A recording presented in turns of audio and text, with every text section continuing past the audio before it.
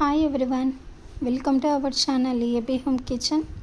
ఈరోజు నేను మీకు ఒక ఫిష్ కర్రీ అయితే చేసి చూపిస్తున్నానండి. అదేంటంటే ఈ ఫిష్ పేరు వచ్చి పులస చేప అండి. ఈ పులస చేపతో ఎలా ఫిష్ కర్రీ ఎలా చేసుకోవాలి అనేది చూపిస్తున్నాను. ఈరోజు రెసిపీ అండి. చాలా రుచిగా ఉంటుంది, చాలా టేస్టీగా ఉండే ఈ పులస చేప కర్రీని ఇలా చేసుకుంటే అన్నంలోకి చాలా రుచిగా ఉంటుందండి. ఈ ఫిష్ కర్రీ చాలా ఈ విధంగా చేస్తే మరింత రుచిగా ఉంటుంది. ఇప్పుడైతే నేను ఈ ఫిష్ కర్రీ ఎలా చేయాలనేది చూపిస్తాను. మీరు కూడా ఎక్కడ స్కిప్ చేయకుండా చివరి వరకు అయితే చూడండి. ఫస్ట్ అయితే ఇక్కడ నేను ఒక ప్యాన్ తీసుకునేసి ప్యాన్లో ఒక 1/2 టేబుల్ స్పూన్ జీలకర్ర వేసుకుంటున్నానండి.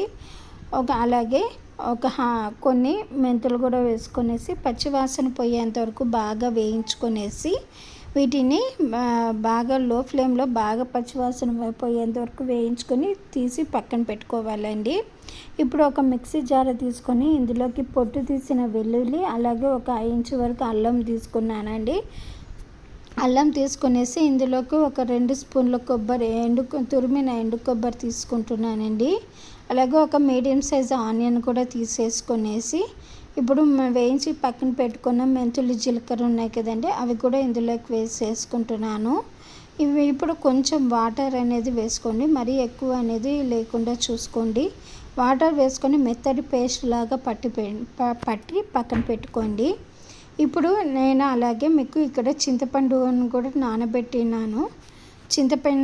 నానబెట్టుకున్నానండి ముందుగానే.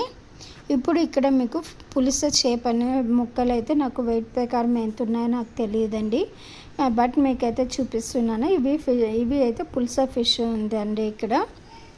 ఇప్పుడైతే ఒక కడాయి పెట్టుకొనేసి కడాయిలో కొంచెం ఆయిల్ అయితే వేసుకుందామండి. ఫిష్ కర్రీకి కొంచెం అంటే నాన్ వెజ్కి కొంచెం ఆయిల్ అనేది ఎక్కువగా ఉండాలి, అప్పుడే మనకు టేస్ట్ కూడా చాలా బాగా వస్తుందండి. ఇప్పుడు ఆయిల్ కొంచెం బాగా వేడెక్కాక మనం మిక్సీకి పట్టి పక్కన పెట్టుకున్న మసాలా ఉంది కదండి, అది వేసుకునేసి బాగా పచ్చివాసన పోయేంత వరకు వేయించుకోవాలి. అలాగే ఒక 2 నుంచి 3 పచ్చిమిర్చి చీలికలు కూడా వేసుకుందామండి. అలాగే రుచికి సరిపడా సాల్టు, ఉప్పు, కారం, పసుపు, ధనియాల పొడి ఇవన్నీ కూడా వేసుకోవాలి. ఇంకా మీకు ఇష్టమైతే కొంచెం గరం మసాలా పొడి కూడా వేసుకోవచ్చండి. ఇవన్నీ కూడా వేసుకునేసి బాగా పచ్చివాసన పోయేంత వరకు బాగా వేయించుకోవాలి.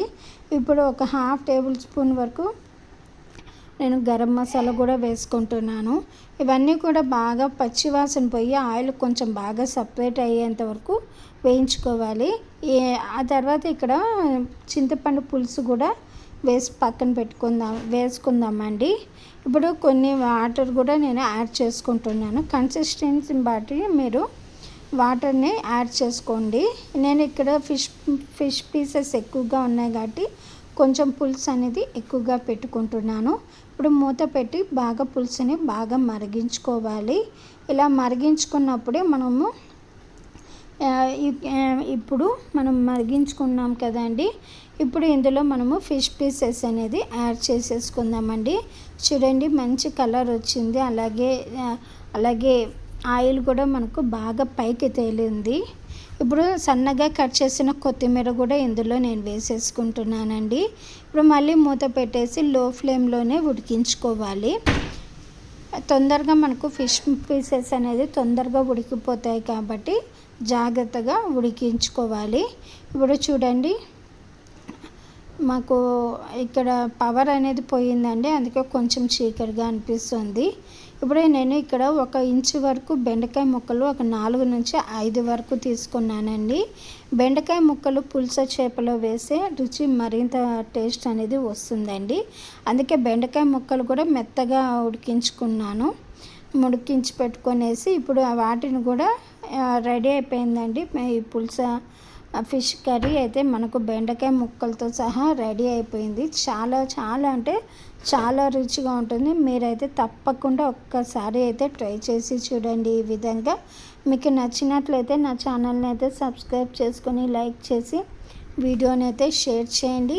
ఇలాంటి వీడియోస్ కోసం అయితే నా ఛానల్ని సబ్స్క్రైబ్ చేసుకొని లైక్ చేసి వీడియోని షేర్ చేయండి. Thanks for watching my channel. Please